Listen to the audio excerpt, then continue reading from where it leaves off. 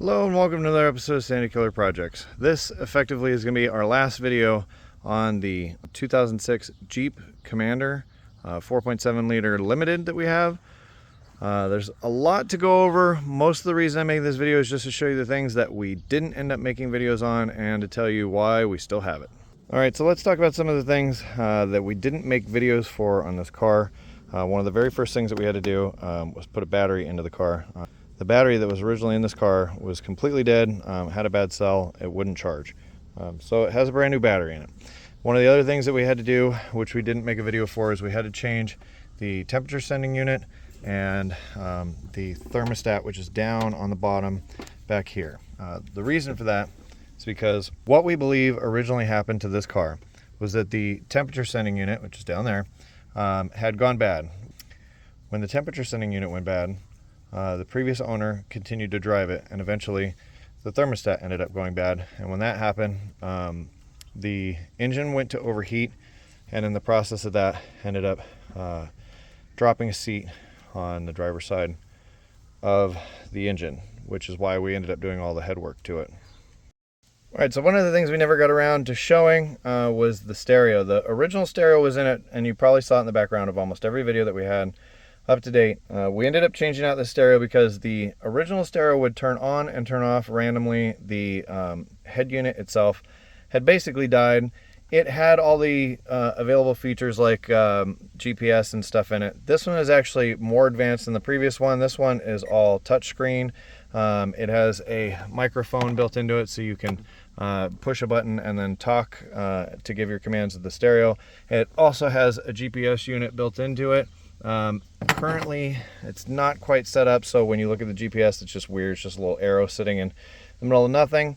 But this stereo is effectively 10 times better than the original one.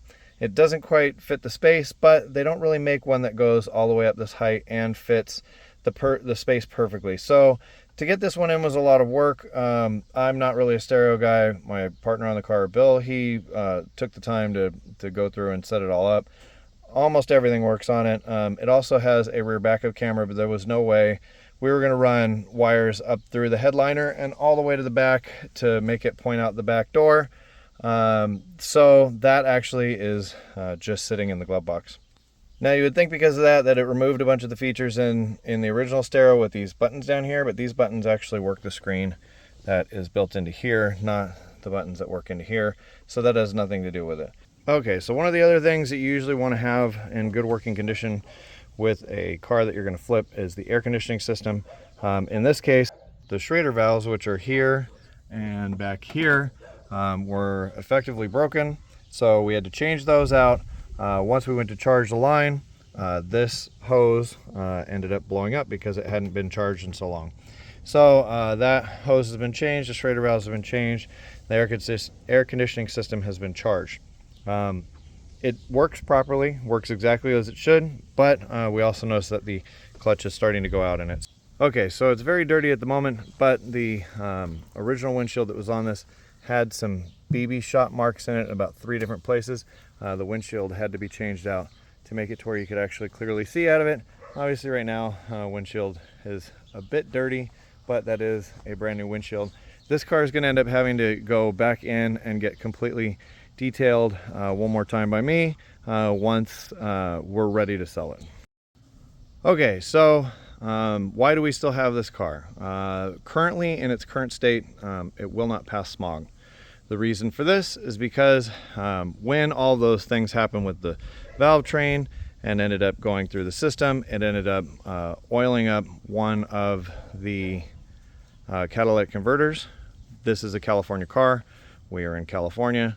Because of that, we have the strictest EPA standards possible, which is absolutely stupid because it needs a special catalytic converter to go on it so that we can get it to pass through smog.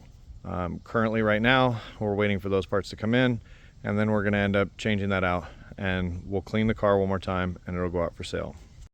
So this is the first car that I've ever shown that we've done a flip on, and this car started out to be a couple $1,000 problem for a low $1,000 car.